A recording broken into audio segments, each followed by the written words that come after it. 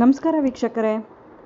BESCOM smart meter ನಿಯಮಕ್ಕೆ ತಡೆಯನ್ನು ನೀಡಲಾಗಿದೆ. ಉಚಿತ ವಿದ್ಯುತ್ ಯಾರು ಕೇಳಿದ್ದರು ಎಂದು ಕರ್ನಾಟಕ ಹೈಕೋರ್ಟ್ ಪ್ರಶ್ನೆ ಮಾಡಿದೆ. ಬೆಸ್ಕಾಂನ ಸ್ಮಾರ್ಟ್ ಪ್ರೀಪೇಯ್ಡ್ ಮೀಟರ್ ಅಳವಡಿಕೆ ಕ್ರಮಕ್ಕೆ ಹೈಕೋರ್ಟ್ ತಡೆ ನೀಡಿದೆ. ಸ್ಮಾರ್ಟ್ ಮೀಟರ್ಗಳ ಬೆಲೆ ನಿಗದಿಗೆ ಸಂಬಂಧಿಸಿದಂತೆ ಸರ್ಕಾರದ ಕ್ರಮವನ್ನು ನ್ಯಾಯಾಲಯ ತರಾಟೆಗೆ ತೆಗೆದುಕೊಂಡಿದೆ. ಬಡವರಿಗೆ ಹೊರೆಯಾಗುತ್ತಿದೆ ಎಂದು ನ್ಯಾಯಪೀಠ ಹೇಳಿದೆ. ಹೊರಗುತ್ತಿಗೆದಾರರ ಮೂಲಕ ಸ್ಮಾರ್ಟ್ ಮೀಟರ್ ಖರೀದಿ ಅಪಾಯಕಾರಿ ಎಂದು ನ್ಯಾಯಾಲಯ ಅಭಿಪ್ರಾಯಪಟ್ಟಿದೆ.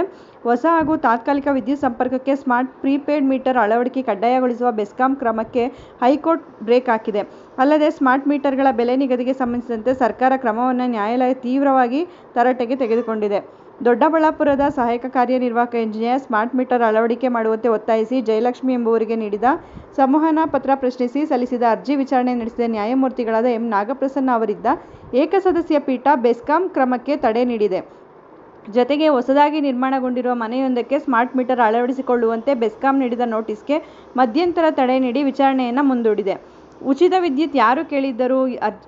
ಅರ್ಜಿದಾರರ ವಾದ ಆಲಿಸಿದ ಬಳಿಕ ನ್ಯಾಯಾಲಯ ಇದೆಲ್ಲವೂ ಉಚಿತ ಗ್ಯಾರಂಟಿಗಳಿಂದ ಎದುರಾಗಿರುವ ಸಮಸ್ಯೆಗಳೇ ಎಂದು ಸರ್ಕಾರಿ ವಕೀಲರನ್ನು ಪ್ರಶ್ನಿಸಿತು. ಅಲ್ಲದೆ ಉಚಿತವಾಗಿ ವಿದ್ಯುತ್ ಕೊಡಿ ಎಂದು ಯಾರು ನಿಮ್ಮನ್ನು ಕೇಳಿದ್ದರು? ಬಡವರಿಗೆ ಏಕಾಏಕಿ ಈ ರೀತಿ ಬೆಲೆ ಏರಿಕೆ ಮಾಡಿದರೆ ಎಲ್ಲಿಗೆ ಹೋಗಬೇಕು? ಎಲ್ಲರೂ ಹೆಚ್ಚು ಹಣ ಕೊಟ್ಟು ಸ್ಮಾರ್ಟ್ ಮೀಟರ್ ಅಳವಡಿಸಿಕೊಳ್ಳಬೇಕು ಎಂದರೆ ಬಡವರ ಕತೆ ಏನು? ಅವರು ಏನು ಮಾಡಬೇಕು ಎಂದು ಪ್ರಶ್ನಿಸಿತು. ಅಲ್ಲದೆ ತಾತ್ಕಾಲಿಕ ಸಂಪರ್ಕಕ್ಕೆ ಮಾತ್ರ ಸ್ಮಾರ್ಟ್ ಮೀಟರ್ ಅಳವಡಿಕೆ ಕಡ್ಡಾಯ ಎಂದು ಹೇಳಿ ಇದೀಗ ಶಾಶ್ವತ ಸಂಪರ್ಕಕ್ಕೂ ಸ್ಮಾರ್ಟ್ ಮೀಟರ್ ಅಳವಡಿಕೆಗೆ ಒತ್ತಾಯಿಸುವುದು ಕಠಿಣ ಕ್ರಮವಾಗಿದೆ. ಈ ರೀತಿಯಲ್ಲಿ ಕಡ್ಡಾಯ ಮಾಡಿದಲ್ಲಿ ಬಡವರು ಎಲ್ಲಿಗೆ ಹೋಗಬೇಕು ಎಂದು ನ್ಯಾಯಪೀಠ ಪ್ರಶ್ನಿಸಿ ಹೊರಗುತ್ತಿಗೆದಾರರ ಮೂಲಕ ಸ್ಮಾರ್ಟ್ ಮೀಟರ್ಗಳನ್ನು ಖರೀದಿ ಮಾಡುವುದು ಅತ್ಯಂತ ಅಪಾಯಕಾರಿ ಕ್ರಮ ಎಂದು ಹೇಳಿದೆ. ಅಲ್ಲದೆ ಪ್ರತಿವಾದಿಗಳ ರಾಜ್ಯ ಸರ್ಕಾರ ಮತ್ತು ಬೆಸ್ಕಾಂ ಪರ ವಕೀಲರಿಗೆ ನೋಟಿಸ್ ಜಾರಿ ಮಾಡಿ ವಿಚಾರಣೆಯನ್ನು ಜೂನ್ 4ಕ್ಕೆ ಮುಂದೂಡಿದೆ. ಜೊತೆಗೆ ಕರ್ನಾಟಕ ವಿದ್ಯುತ್ ನಿಯಂತ್ರಣ ಆಯೋಗ ಪ್ರೀಪೇಯ್ಡ್ ಸ್ಮಾರ್ಟ್ ಮೀಟರ್ ನಿಯಮ 2024 ಅನ್ವಯ ತಾತ್ಕಾಲಿಕ ಸಂಪರ್ಕಗಳನ್ನು ಹೊರತುಪಡಿಸಿ ಇತರೆ ಸಂಪರ್ಕಗಳಿಗೆ ಸ್ಮಾರ್ಟ್ ಮೀಟರ್ ಅಳವಡಿಕೆಯು ಗ್ರಾಹಕರಿಗೆ ಆಯ್ಕೆಗೆ ಬಿಟ್ಟಿದ್ದು ಎಂದು ತಿಳಿಸಲಾಗಿದೆ.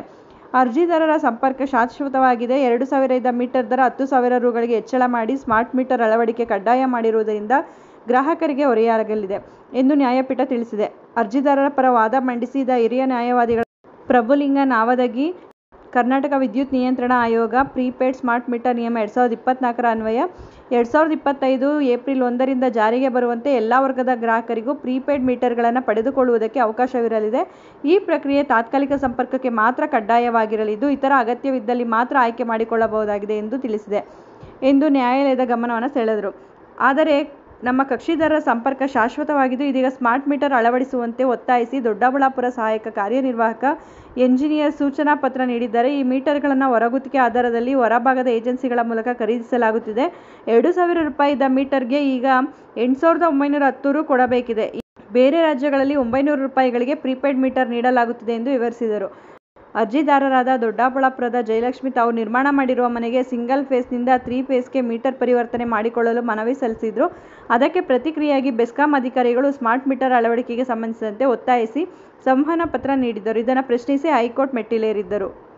ಹೈಕೋರ್ಟ್ ಮುಖ್ಯವಾಗಿ 5 ಪ್ರಶ್ನೆಯನ್ನು ಕೇಳಿದೆ. ವಿದ್ಯುತ್ ಸಂಪರ್ಕಕ್ಕೆ ಪ್ರೀಪೇಯ್ಡ್ ಮೀಟರ್ ಕಡ್ಡಾಯ ಯಾಕೆ? 2,000 ಇದ್ದ ಮೀಟರ್ ದರ 10,000 ರು ಆದರೂ ಹೇಗೆ? ಬಡವರಿಗೆ ಏಕಾಏಕಿ ಈ ರೀತಿ ಬೆಲೆ ಏರಿಕೆ ಮಾಡಿದರೆ ಹೇಗೆ? ಉಚಿತ ವಿದ್ಯುತ್ ಕೊಡಿ ಎಂದು ನಿಮ್ಮನ್ನು ಯಾರು ಕೇಳಿದ್ರು? ಹೊರಗುತ್ತಿಗೆದಾರರ ಮೂಲಕ ಖರೀದಿ ಅಪಾಯಕಾರಿ ಅಲ್ವೇ ಅಂತೇಳಿ ಹೈಕೋರ್ಟ್ ಪ್ರಶ್ನೆ ಮಾಡಿದೆ. ಈ ಒಂದು ಮಾಹಿತಿ ಉಪಯುಕ್ತ ಆಗಿದೆ ಅಂತ ಭಾವಿಸ್ತೀನಿ. ಮತ್ತಷ್ಟು ಮಾಹಿತಿಗಾಗಿ ನಮ್ಮ ಚಾನಲನ್ನು ಲೈಕ್ ಮಾಡಿ, ಶೇರ್ ಮಾಡಿ. ಹೊಸದಾಗಿ ನೋಡ್ತಾ ಇರೋರು ಸಬ್ಸ್ಕ್ರೈಬ್ ಮಾಡಿಕೊಂಡು ನೋಡಿ. ಕಾನೂನಿನ ಮಾಹಿತಿಗಳನ್ನು ನೀವು ತಿಳ್ಕೊಳ್ಳೋದಲ್ಲ, ಮತ್ತೊಬ್ಬರಿಗೂ ಕೂಡ ಇದನ್ನು ಹಂಚಿ. ಧನ್ಯವಾದಗಳು.